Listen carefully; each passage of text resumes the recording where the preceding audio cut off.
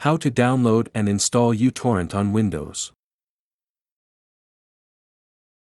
OK. At first, open any web browser that is on your computer. Here type uTorrent download and hit enter to search. Click on this first link. Or you can find the link in the description. Move down and click on Free Download option.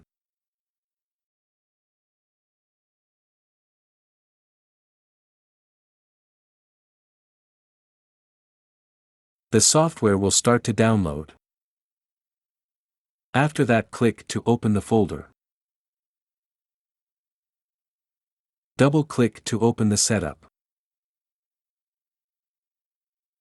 Click on Next. Here click on Agree.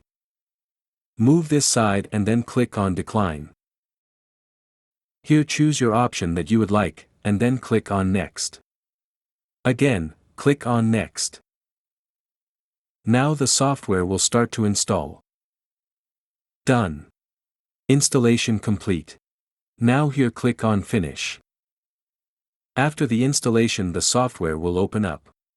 So, that's how you can download and install uTorrent on Windows. If you found this video helpful, please like, subscribe, and even leave a comment. See you next time.